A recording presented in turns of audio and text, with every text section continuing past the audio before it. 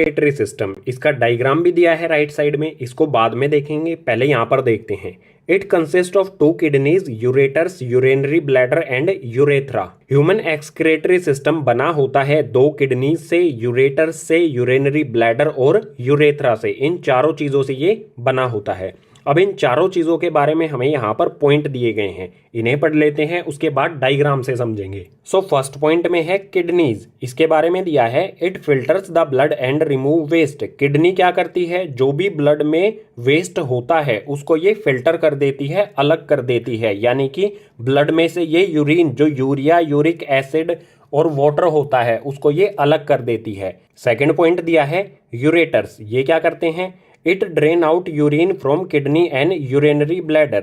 Kidney में जो urine बना था, ब्लड में से जो यूरिन अलग हुआ था, उसको यूरेटर ड्रेन आउट कर देते हैं यूरिनरी ब्लैडर में, यानी कि ट्रांसफर कर देते हैं। किडनी से यूरिनरी ब्लैडर में यूरिन को ये भेज देते हैं, ट्रांसफर करते हैं।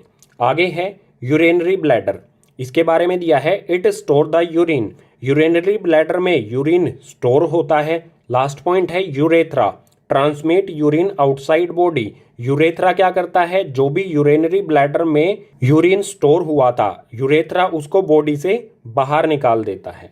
डायग्राम से समझते हैं। अब डायग्राम में आपको यहाँ पर दिख रहा है, ये एक किडनी है, ये एक किडनी है। किडनी में ब्लड आता है रेनल आर्टरी से, जो ये ओर्टा है, इससे कनेक्ट होती है रेनल आर्टरी। रेड कलर वाली जो आपको दिख रही है हमारी ब्लड वेसल, रेनल आर्टरी, इसमें से ब्लड आता है इस वाली किडनी में भी और इस वाली किडनी में भी। उसके बाद किडनी ब्लड को फिल्टर कर देती है, उसमें से यूरिन को अलग कर देती है। ब्लड जो फिल्टर हो चुका है वो वापस चला जाता है रेनल वेन से।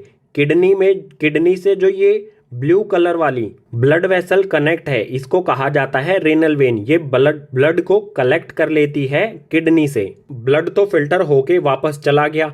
अब जो यहाँ पर किडनी में यूरिन बचा है, उसका क्या होता है, इस वाली पाइप से, ये वाली जो पाइप है, इस वाली पाइप से वो आ जाता है यूरिनरी ब्लैडर में। इस वाली किडनी के साथ ये वाली पाइप है, इस पाइप को कहा जाता है यूरेटर। बिल्कुल इसी तरह से इस किडनी के साथ भी ये पाइप है, इसे भी कहा जाएगा यूरेटर। 2 किडनीज की 2 अलग अलग यूरेटर्स हैं। यूरेटर्स के थ्रू जो यूरिन किडनी में है वो आ जाता है यूरिनरी ब्लैडर में।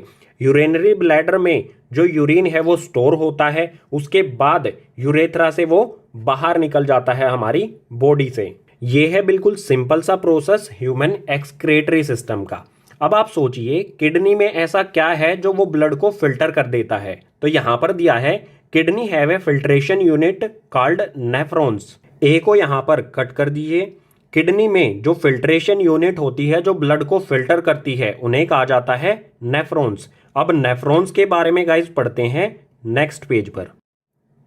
सो नेफ्रॉन्स, यहां पर इसका डायग्राम भी है। ये होती है किडनी के अंदर नेफ्रॉन, एक नेफ्रॉन है ये। हर एक किडनी के अंदर अप्रोक्सीमेटली 10 लाख नेफ्रॉन्स होती हैं। सो इस डायग्राम को बाद में देखेंगे, पहले पढ़ लेते हैं इसके बारे में। यहां पर दिया है nephrons are filtration unit of kidney. It consist of a tube which is connected to duct and a cup shaped structure that is Bowman's capsule. ये पीछे वाले पेज पर भी बताया था। नेफ्रॉन्स जो है वो किडनी की फिल्ट्रेशन यूनिट होती हैं। ये ब्लड को फिल्टर करती हैं, जो भी ब्लड में वेस्ट, मेटाबॉलिक वेस्ट होता है, उसको वो रिमूव कर देती हैं। नेफ्रॉन में ट्यूब होती हैं जो एक डक्ट से कनेक्ट होती हैं। इसके अलावा एक कप शेप का स्ट्रक्चर होता है जिसे कहा जाता है बोमन्स कैप्सूल। डायग्राम से समझ लेते हैं। यहाँ पर ये जो कप जैसा स्ट्रक्चर है, ये है बोमन्स कैप्सूल। ये बोमन कैप्सूल कनेक्ट होता है ट्यूब से। इसके पीछे की तरफ आप देखोगे, ये येलो कलर की ट्यूब है जो बोमन कैप्सूल से कनेक्ट है। और इन ट्यूब्स के आसपास आप देख सकते हैं जो रेड और ब्लू कलर की, ये हैं ब्लड कैपिलरीज। इसके बाद ये ट्यूब यहाँ पर आती है और यहाँ से लेती है एक यू टर्न।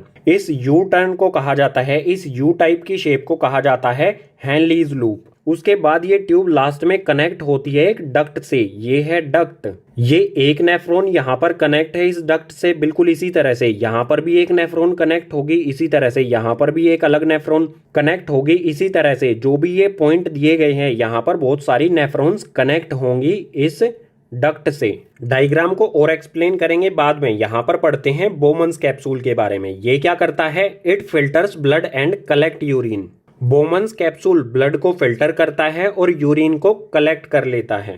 बोमन्स कैप्सूल में ब्लड आता है रेनल आर्टरी से। ये रेड वाली जो कैपिलरी है इसे कहते हैं रेनल आर्टरी। रेनल आर्टरी से बोमन कैप्सूल में ब्लड आता है। ये ब्लड में जो भी अनवांटेड थिंग्स होते हैं, जो भी वेस्ट होता है, उनको ये एब्जॉर्ब कर लेता है। एब्जॉर्ब करके ये इन ट्यूब्स में उसे पहुंचा देता है। रेनल आर्टरी से जो बोमन कैप्सूल में ब्लड आता है उसमें ग्लूकोज होता है, एमिनो एसिड होता है, वाटर होता है, यूरिया होता है, यूरिक एसिड होता है। उन सभी चीजों को ये एब्जॉर्ब कर लेता है। इस कैपिलरी से फिल्टर ब्लड बाहर आ जाता है। ये कैपिलरी आगे अटैच होती हैं इन ट्यूब्स के साथ। बोमन्स कैप्सूल ने कई सारी ऐसी चीजों को भी एब्जॉर्ब कर लिया जिनको बॉडी की नीड थी, जैसे ग्लूकोज या फिर एमिनो एसिड या फिर वाटर, जो नेसेसरी थिंग्स थी बॉडी के लिए। यूरिन के साथ साथ इसने ग्लूकोज और एमिनो एसिड को भी एब्जॉर्ब करके इन ट्यूब्स में पहुंचा दिया। इसके बाद हेनलीज लूप के बारे में दिया है, reabsorption of glucose, amino acid and water. Henle's loop में रीएब्जॉर्प्शन होता है ग्लूकोज, एमिनो एसिड और वाटर का। दोबारा से इन चीजों को एब्जॉर्ब किया जाता है ब्लड के द्वारा।